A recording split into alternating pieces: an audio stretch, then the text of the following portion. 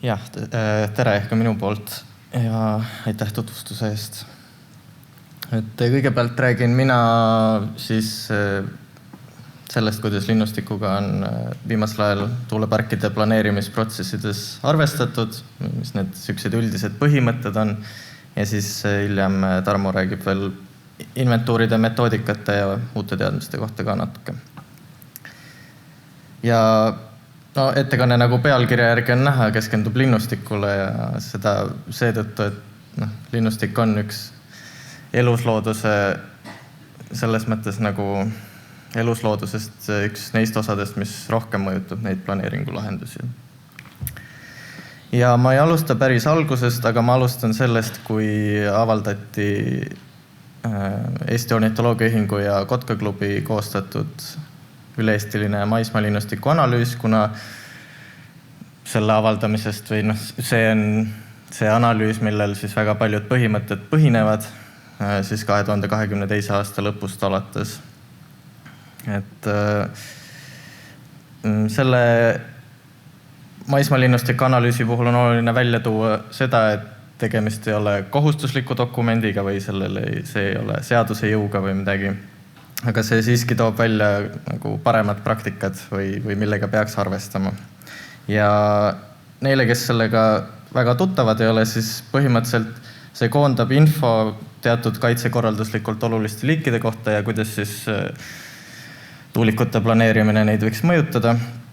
Ja siis praktilise väljendina on seal tsoneeringud siis osadele liikidele, näiteks siin paremal joonisel on Eesti kaart, kus on siis väike konnakotka tsoneeringud. Need on siis jaotatud kaheks. Üks on tsoon 1, mis on siis pesa ümber 2-kilomeetrine puhver, kuhu tuulikuid ei tohiks rajada maismaalinnustiku analüüsi järgi, ja siis tsoon 3, kus siis tuleb jälgida elupaiga kasutust. Et kas sinna saab tuulikuid rajada või ei saa. Maismaalinnustiku analüüs ütleb, et tsoone tuleb kinnitada või ümber lükata või mis iganes kohapealsete uuringutega, mistõttu siis mõjuhinnangusse kaasataksegi ekspert, linnustikuekspert, kes koondab olemasoleva info, kogub uut infot ja analüüsib seda, kirjutab aruande, mis siis kokkuvõttes käib ka kindla juhendi järgi. Ja siis kokkuvõttes on tegemist ekspertarvamusega, mis siis ütleb, kuhu ja mis tingimustel saab või ei saa tuulikuid rajada.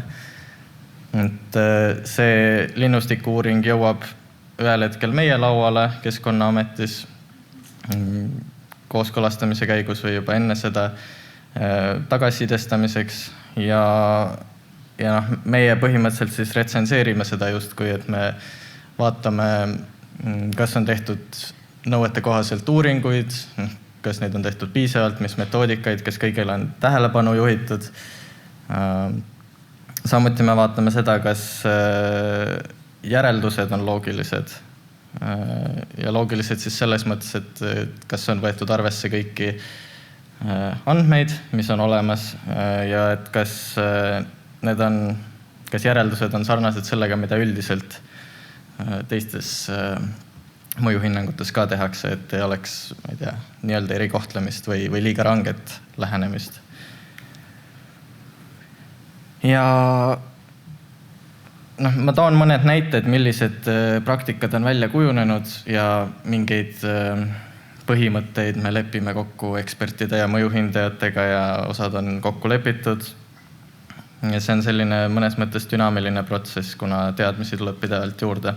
Aga enim mõjutavad planeeringulahendusi kotkad, sealhulgas eriti palju väikekonnakotkas, siis musttoonekurg metsis, kanakull. Ja väikekonnakotka puhul, nagu juba öeldud, on üldine praktika see, et 2 kilomeetri raadiuses pesast ei tohiks tuulikuid rajada.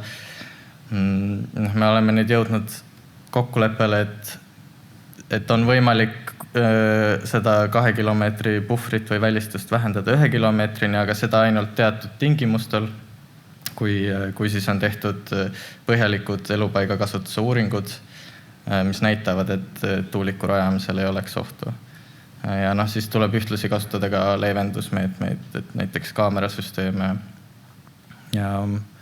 Aga siin on igasuguseid erandolukordi või mitte erandolukordi, aga igasuguseid erinevaid stsenaariume on, et kas on asustatud pesa või asustamata pesa, kui ammu ta on asustamata ja nii edasi. Iga selle kotkapesa puhul tuleb paraku eraldi kaaluda ja läbi mõelda.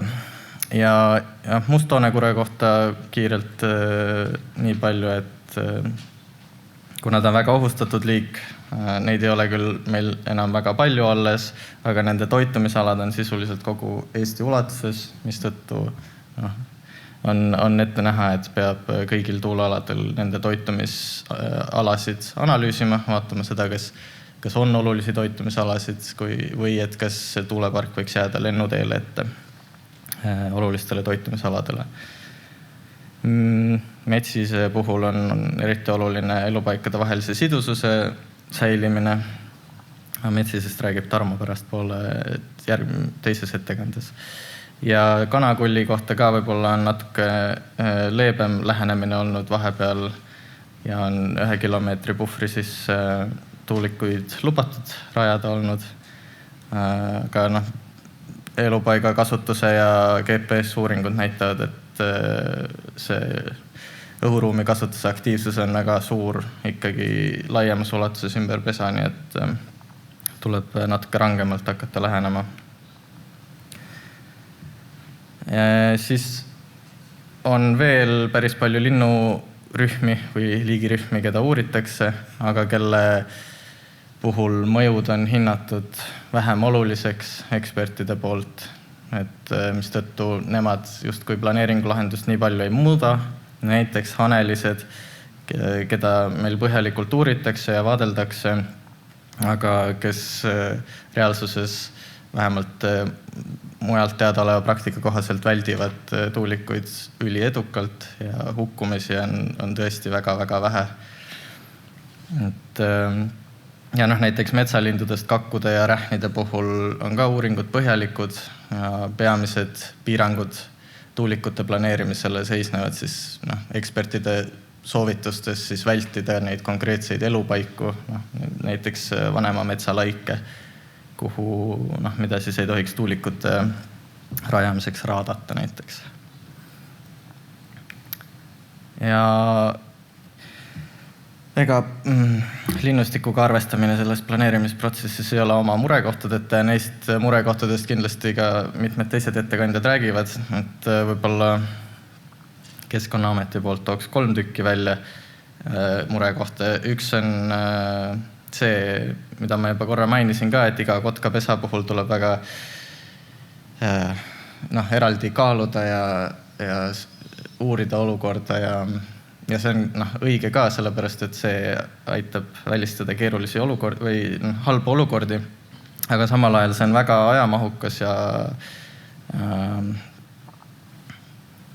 võib-olla on keeruline seda kiiresti teha ja ei saagi teha. Siis teine on osalt seotud selle esimesega, et esimese lahenduseks võiks ikkagi natuke olla ka mingite standardlahenduste või põhimõtete selgem väljamõtlemine, aga meie teadmised liikide ökoloogiast või tuulikute mõjust neile liikidele lihtsalt pidevalt muutub. Loodetavasti saab täpsemaks, aga jah, et sihukese kindla reeglistiku või seadusesse kirjutamine ei pruugi olla mõistlik. Ja siis üks teema on veel nende eksperthinnangute siis ebaühtlane kvaliteet, mis meile muret teeb. Et seal on kindlasti väga palju erinevaid põhjuseid. Üks on see, et metoodikaid on võimalik erinevalt tõlgendada ja võib-olla meie näeme neid natuke teistmoodi kui mõned eksperdid. Need lihtsalt tuleb selgemalt sõnastada. Aga samas on ka probleem see, et isegi kui on väga hästi andmeid kogutud, siis sageli nende analüüsimine jääb napiks, mis omakorda võib olla põhjustatud sellest, et eksperdid on pandud väga keerulise ülesande, et nad peavad hindama väga pikka aega avalduvat mõju hästi lühikese ajaga ja rääkimata sellest, et eksperte on tegelikult vähe ja nad on väga ülekoormatud. On erinevaid probleeme. Ja hästi kiirelt räägin ka järelseirest, et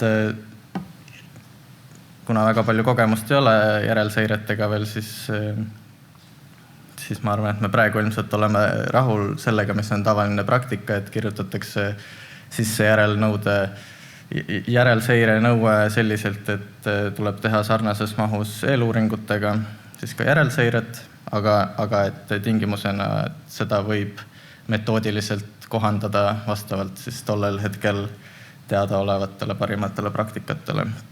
Ja igatahes on vaja seirata hukkunud linde, et sellest ei pääse mööda. Ja järelseirega on paar mure ka, nagu ikka. Et meil, nagu ma ütlesin, meil ei ole väga palju kogemust veel. Seiret on tehtud üsna vähestes parkides ja osades on nüüd mõned aastad tehtud, aga kuna ei ole veel väga kaua seire jõudnud kesta, siis andmeid napib, järeldusi on keeruline teha ja on ka juhtunud seda, et alusuuringud ei anna piisavalt infot, et siis nagu kasutada võrdlusmaterjalina järelseires. Ja kokkuvõttes muidugi on suur probleem see, et on keeruline eristada tuulikute mõju muudest maastikul olevatest mõjudest, et metsaraie või muu taristu rajamine, mis iganes. Ja järelseire osas veel järelduste või järelseirest õppimise osas oleks ka oluline, et need andmed oleksid kergemini kättesaadavad ekspertidele ja mõjuhindajatele, mida nad paraku praegu ei ole, et nad kaovad ja on ametkondlikuks kasutamiseks ainult. Ma annan nüüd Tarmole sõna üle.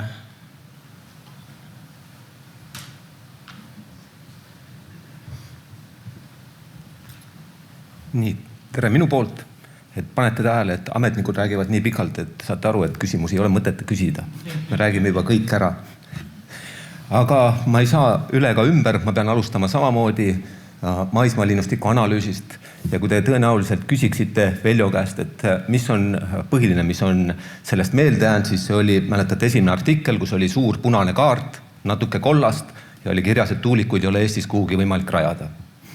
Et kuigi MLA-s on kirjas, et 28% on kuidagi sobiv, on ju, siis põhiline, mis sealt meelde jäi, oli hästi palju punast. Nii et see on natuke ka minu selle ettekande lähtekoht, mille juurde ma hästi natuke selle pärast tulen tagasi, aga see oli siis aastal 2022, kui detsembris see avaldati. Ja vähem pöörati seal tähelepanu, et seal oli ka kirjas metoodika, kuidas võiks edasi tuuleparkide alasid uurida. Et kui kõik muud osad seal pidevalt said ettepanekuid ja kriitikaid, siis metoodika pool jäi üsna tagasihoidlikuks. Ja juba järgmisel aastal, 2023, Kaur pani selle metoodika proovile. Et toimus riigihange, mis jäi natuke hiljaks ja siin me võiksime nagu öelda Leedu kolleegidele, et me uurime ka 2 aastat, aga see on lihtsalt 2 aasta numbrid, sest uuringuid alustati vist mai lõpus ja need läksid järgmise aasta mai-juunisse välja. Nii et sealt saime esimesed ristsed ja nii nagu hea kolleeg Art mainis, igal pool räägitakse soovituslikud on need MLA või maismaalinnustiku analüüsi need põhimõtted, mis siin on kirjutatud ja siis ei jäänud Keskkonnaametil muud üle, kui siis aastaks 2025 Keskkonnaamet kopeeris sealt põhilised need metoodilised või metoodikad ja pani sellele nimeks miinimumnõuded. Nii et, aga siin graafiku peal ei ole seda ja võib-olla Märt seda korra mainis, et selleks ajaks, kui need valmis said, olid juba kõik uuringud tehtud. Nii et natuke veel on uuringuid, aga sellele vaatamata me oleme tublid ametnikud, meil on juba uued ettepanekud selle metoodika muutmiseks. Et kui keegi peaks kunagi kavandama, siis miinimumlatt aina tõuseb. Nii, ma pean ise vaatama, mis siin on. Mida? Ja võt nüüd, tegelikult ma tahtsin, et oleks selline efekt. kõik mäletavad seda, et kui saaksin tuled ära lasta, mäletate seda reklaami, kui oli täiesti must ekraan ja siis öeldi suur kõva häälega, siin ei ole kala. On ju, ja mul on sama tunne kõik aeg, et me oleme valinud nüüd välja need alad, kus on vähem linde. Ja teeme seal uuringuid või tellitakse seal uuringuid ja need uuringud, kui te vaatate, on üsna palju võetud nendest linnualade metoodikast, eks? Ja linnualad on ju meil kõige tähtsamad alad, et seal peaks linde hästi põhjalikult uurima, järelikult see on hästi hea põhjalik metoodika. Ja nüüd me paneme 2 korda rohkem uuringumahtu veel juurde.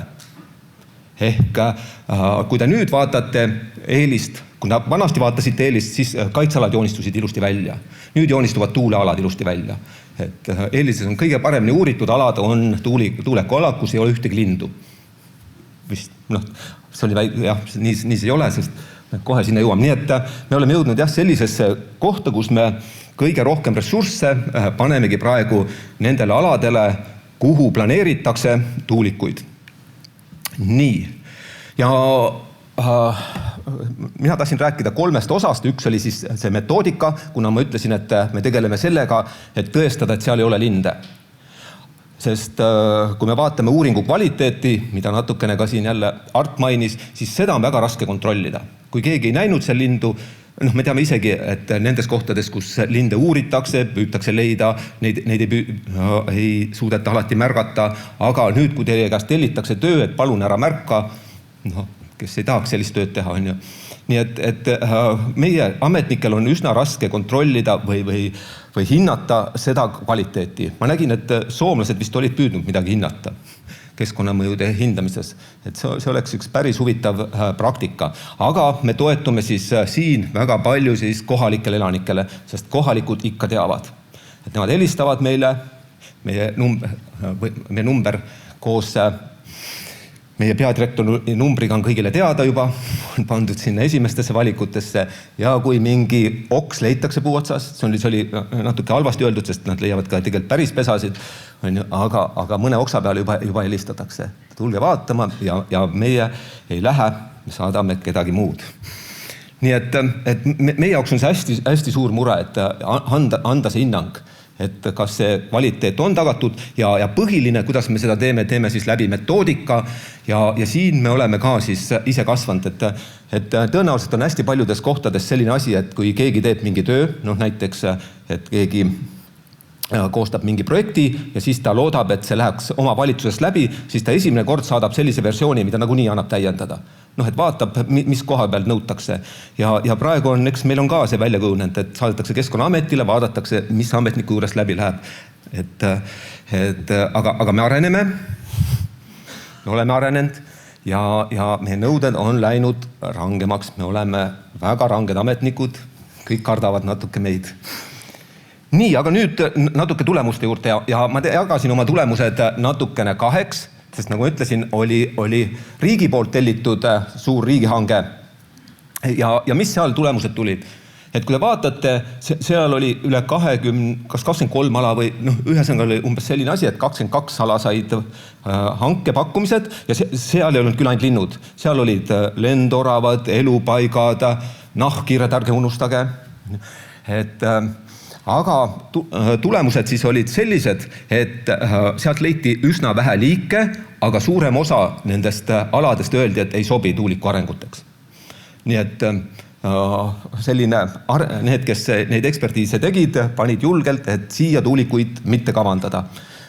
Nii, aga nüüd, kui me jõuame nendesse graafikutesse, mida tellivad tuulikufirmad, siin on olukord natuke vastupidi, et meil on suur rõõm, et meil on leitud väga palju kotkaid, et see on muljet avaldav, aga 1/3 kotkaid on vähemalt leidmata. Ja need, kes siin uuringuid teevad, need võivad praegu maha vaadata. Miks on leidmata? Aga vaadake, et sellele vaatamata, et nii palju on kotkaid leitud ja põhipiirangud meil tulevadki ainult mõnest üksikust liigist. Tulevad väike konnakotkast, mõned tulevad siis kanakullist, metsisest tuleb, et metsis on selline uus suunisliik, aga nagu te kuulsite, Tarmo räägib sellest pärast.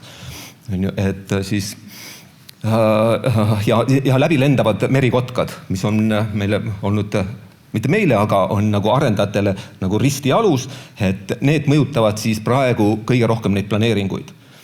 Ja nende põhjal on tehtud siis kõige rohkem järeldusi, et aga praegu on jah, vaatamata neile väga paljudele liikidele on üsna suur osa ikkagi kuulutatud sobivaks. Nii, ja siis tahtsin seda korra öelda, et kuhu poole me natuke liigume, et mul jäi vist õigesti meelde, et Leedu näitel räägiti 3,5 kilomeetrisest puhvrist. Noogutage, kui see oli nii, on ju.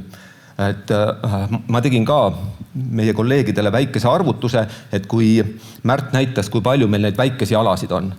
Ja siin me peame ütlema, et need andmed on kogutud ainult nende nii-öelda uuringute põhjal, mis meil on esitatud. Et neid uuringuid tõenäoliselt on rohkem tehtud, aga need on, mille põhjal me oleme saanud neid järeldusi teha, kuna need andmed on meile esitatud, et kui me nende põhjal teeme väikese kalkulatsiooni ja suurendaksime selle puhvertsooni, kus peaks uuringuid tegema 2 kilomeetrile, sest praegu on 500 meetrit, siis uuritav ala nende väikestel planeeringualadel läheks üle 10 korra suuremaks. Nii et see on üsna suur maht, aga kuna ma ütlesin, meil on kotkapesade asukohti vaja teada, sest nende põhjal me peaksime üsna palju järeldusi tegema, siis me selles suunas ikkagi liigume, et neid rohkem teada saada. Ja nüüd täiesti uueks murelapseks, ei taha mõjuhindajaid ja arendajaid väga šokeerida, on kaljukotkas. Aga sellest te kuulete tulevikus. Täna olgu veel selline ilusam päev. Nii, ja viimasena ma tahtsin öelda teile, et on ka küsimus hästi palju sellest, aga kindlasti Renno sellel peatub, et kuidas mida üldse uurida. Et me oleme üsna, ja siin oli varem näidatud, et täitsa ilus on vaadata neid põhjapõtru, kes jooksevad kaelusega ja hunte ja karusid ja kotkaid, et kuidas nad liiguvad. Aga me ei jõua tõenäoliselt siiski kõigile need saatjaid panna. Nii et need kodupiirkondade mõisted, terminid, mida me ja kus kaitseme, see on ka nüüd meil järgmine suurem teema, millega me tegeleme.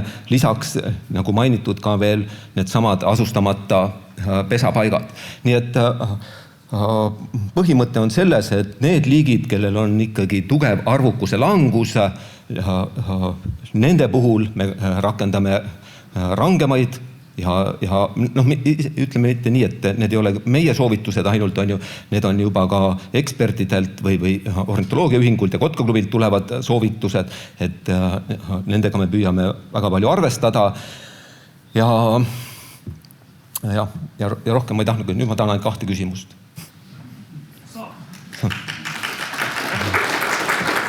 Sulle mõlemad, jah. Nii, küsimusi on rohkem isegi, vaatame palju me jõuame. Kas Keskkonnaamet püüab järelseirete tulemusi ka üleriigilises kontekstis hinnata? No, minu arust praegu ilusti eelmine kolleeg Art ütles, või mis eelmine? Eelmine esimene Art ütles, et meil ei ole isegi jõutud veel järelseired sellises staadiumis meie, nii et me saaksime nende põhjal midagi järeldada, nii et kahjuks me neid ei rakenda praegu. Järelseire kohta oli küsimus, et kas nende tegemata jätmisel siis tulevikus, kui nad hakatakse rohkem tegema, on ka mingisugused mitterahalised tagajärjed? Jaa, et see oleneb nüüd, millised tingimused on planeeringusse sisse kirjutatud või tegevusloasse, ütleme. Miks ei arvestata linnustiku analüüsis erinevate tuuleparkide kumulatiivsest mõjust rändekoridoridele? Kus seda võeti? Seda ei arvestatud. Kes seda küsis? No, kes see küsis? No, ei kas arvestada? Nii. Selles mõttes me ei saa midagi öelda, et ei arvestata. Et meil on mõned näited, kus eksperdid on teinud ettepaneku, kus on sookurgede rändekorid või muud olulised, et need on võetud arvesse. Aga Keskkonnaamet muidugi lähtub väga sageli niimoodi, et ta ise ei tõmba jooni kaardile. Ei ütle, et siin on piirid, vaid ütleb, et tuleb teha täiendavad uuringud. Rändekoridori kohta veel üks küsimus. Kui tuulepark on planeeritud rändekoridori, siis kas ja millistel tingimustel saab seda edasi menetleda ja planeeringuõigust saada? Ma tahaks jälle, et keegi tuleks ja joonistaks meile rändekoridori, sest mis mõiste on rändekoridor? Et jah, me saame sellest ise nagu aru, aga see ei ole niimoodi nagu elupaik või väga hästi kaardistatav. Nii et see on, meil on, ütleme, luikedel, hanelistel on mitmed kohad, kus nad lendavad ööbima. Aga et seal lähedal kusagil niimoodi piiritleda väga täpne rändekoridor, selleni ei ole jõutud, nii et meil on väga raske sellele küsimusele ka otse vastata, aga loomulikult, kui on need samad väga olulised ööbimislennud, neid arvestatakse. Siin oli veel küsimusi meie välismaa sõpradele, et kes need liigid olid, kellele see mõju kõige suurem oli. Lesser spotted eagle, white-tailed eagle, võid välismaa sõpradele öelda veel. Golden eagle, eks ju? Black stork ja nii edasi. Need olid põhilised. Ja Capercaillie also. Capercaillie, just. Küsimus, miks Keskkonnaamet annab kooskõlastusi tingimuslikult, et peaks tegema täiendavaid uuringuid, kuid annab kooskõlastuse planeeringute leev siis vist? Jälle, oleks lihtne vastata, kui teaks ja kas, ma pean märgitust küsimust, tal tuleb meelde mingit sellist. Nii Märt tuleb ka, annab. Ja, nüüd tuleb.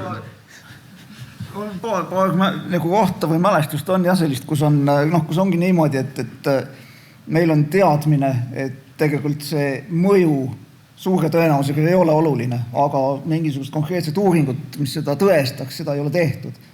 Ja siis ongi see, et saab võib-olla siis hiljem see uuring järgi teha ja selle läbi tõestada, et tegelikult ei olegi seda mõju. Lihtsalt see on nii-öelda tõestuse kogumine siis peale või planeeringu kooskõlastamist. Eelduse alusel kooskõlastamist. Nii, meie oleme siin ikka kõvasti üle läinud. Suur aitäh! Meil on veel ettekandeid.